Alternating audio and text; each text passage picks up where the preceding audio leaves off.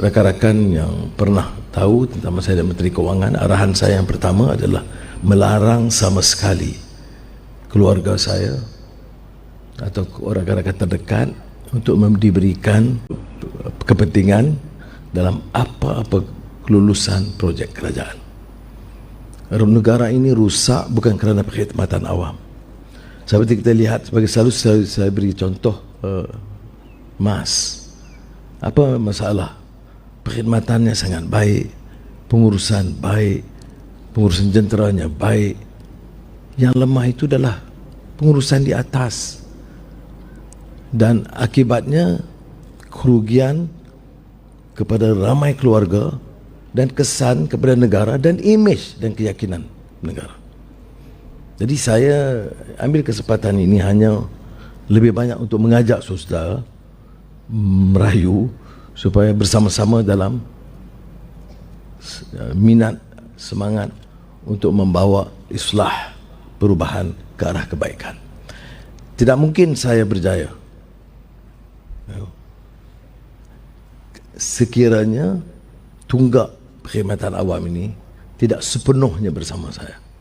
Bukan semestinya dalam arti kata jalur politik, tetapi jalur perkhidmatan yang harus bebas, profesional dan terikat dengan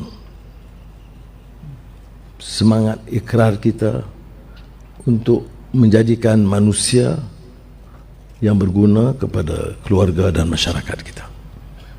Saya nak manfaatkan waktu ini lebih banyak untuk menyeru dan merayu kerana saya tahu kelemahan-kelemahan pimpinan ini kadang-kadang dia terlalu yakin, dia merasakan hanya berjaya dengan pengarahan tetapi tidak menjadikannya sebagai contoh yang baik.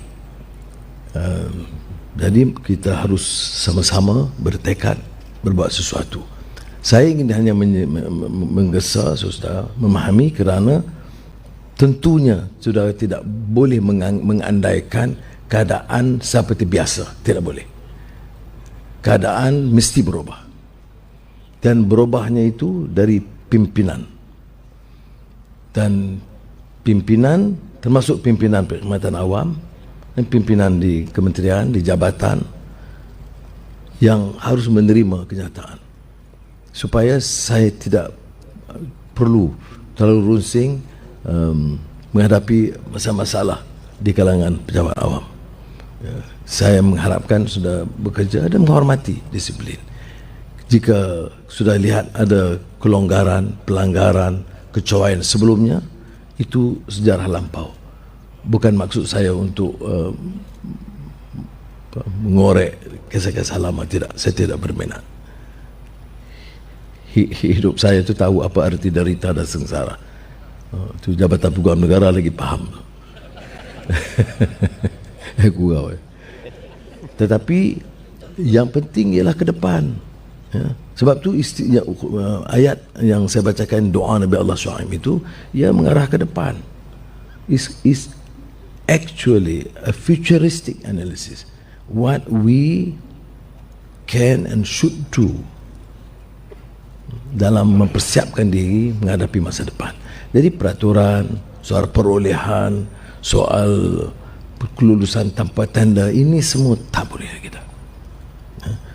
Tidak boleh lagi negara ini terus dengan mengizinkan kebocoran, ketirisan dan rasuah.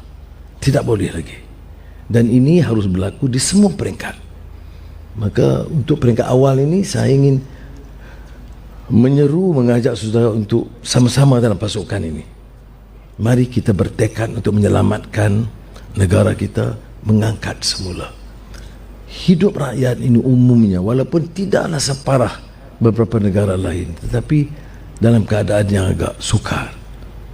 Sudah ada keluarga, ada yang ramai yang datang dari kampung dan desa.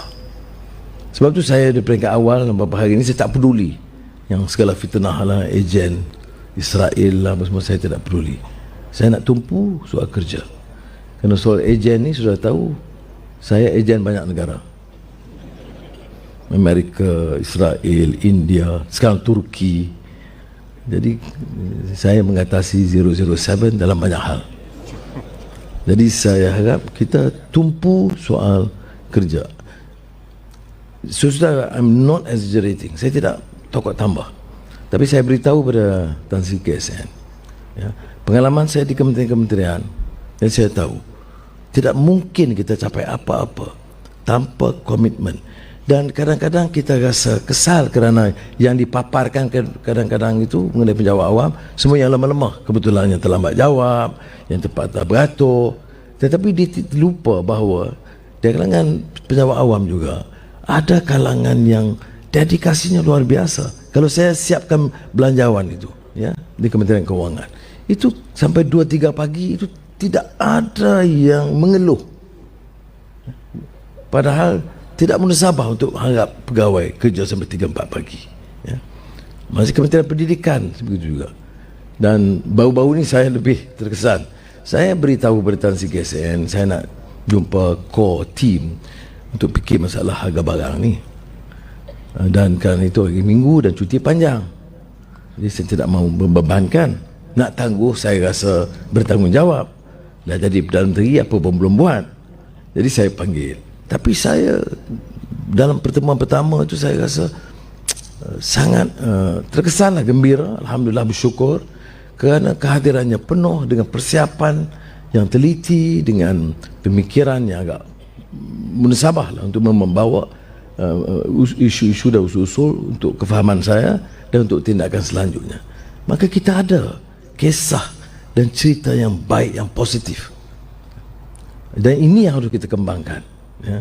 Dan jangan kita izinkan sedikit kalangan yang terus berminat untuk merusakkan imej, kewibawaan dan kekuatan yang ada dalam perkhidmatan awam.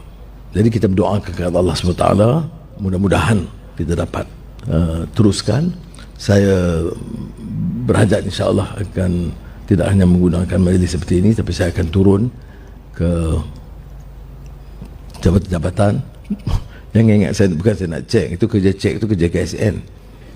Saya pergi itu kenal untuk mendapat nasihat dan pandangan,